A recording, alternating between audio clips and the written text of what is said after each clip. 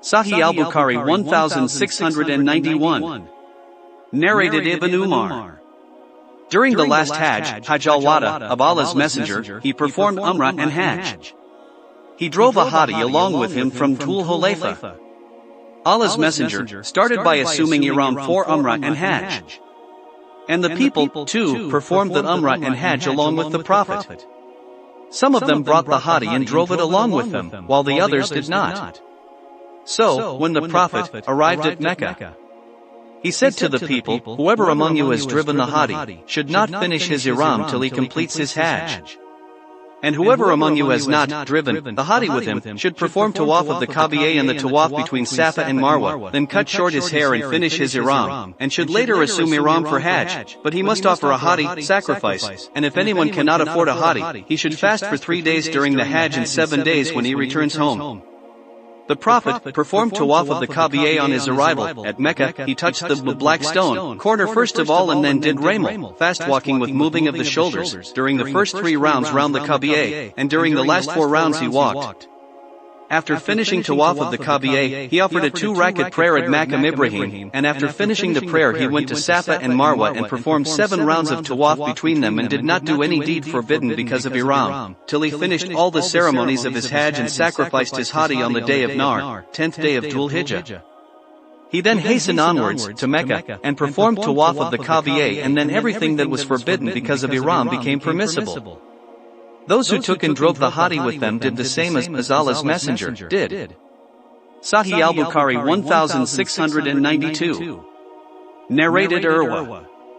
Aisha informed me about the Hajj and Umrah together of the Prophet, and so did the people who were with him during the Hajj and Umrah, and narration similar to the narration of the Ibn Umar, previous Hadith. Sahih al-Bukhari 1693. Narrated Nafi. Abdullah bin Umar said to his father, "Stay here, for I am afraid that affliction between Ibn Zubair and al-Hajjaj might prevent you from reaching the Kaaba." Ibn Umar said, "In this case, I would do the same as Allah's Messenger did, and Allah has said, verily, in Allah's Messenger, you have a good example to follow. So, I make you, people, witness that I have made Umrah compulsory for me." So he assumed Ihram for Umrah. Then he went out, and when he reached al-Baida, he assumed Ihram for Hajj and Umrah together, and said, "The conditions, requisites, of Hajj and Umrah are the same." He then brought a Hadi from Qudayd. Then he arrived at Mecca and performed Tawaf between Safa and Marwa once for both Hajj and Umrah, and did not finish the Ram till he had finished both Hajj and Umrah. Sahih al-Bukhari 1694-1695. Narrated al-Miswar bin Makrama and Marwan.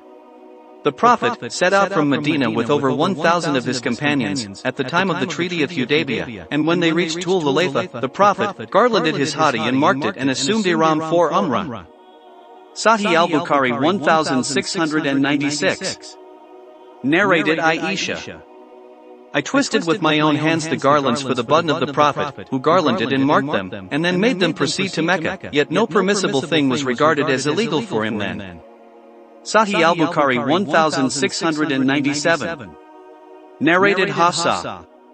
I said, "O Allah's Messenger, what is wrong with the people? They have finished their Ihram but you have not." He said, "I matted my hair and I have garlanded my Hadi, so I will not finish my Ihram till I finish my Hajj."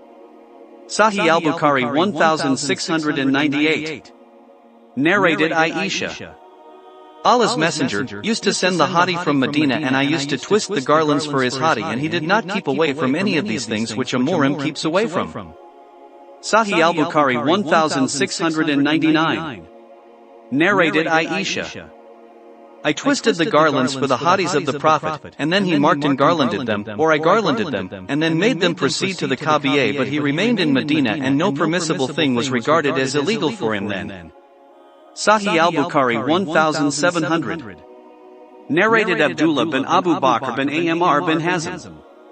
That Amr bint Abdurrahman had told him, Zayd bin Abu Sufyan wrote to Aisha that Abdullah bin Abbas had stated, "Whoever sends his Hadi to the Kaaba, all the things which are illegal for a pilgrim become illegal for that person till he slaughters it, i.e. till the 10th of Dhul Hijjah." Amra added, Aisha said, it is not like what Ibn Abbas had said, I twisted the garlands of the hadis of Allah's Messenger with my own hands. Then Allah's Messenger put them round their necks with his own hands, sending them with my father, yet nothing permitted by Allah was considered illegal for Allah's apostle till he slaughtered the hadis.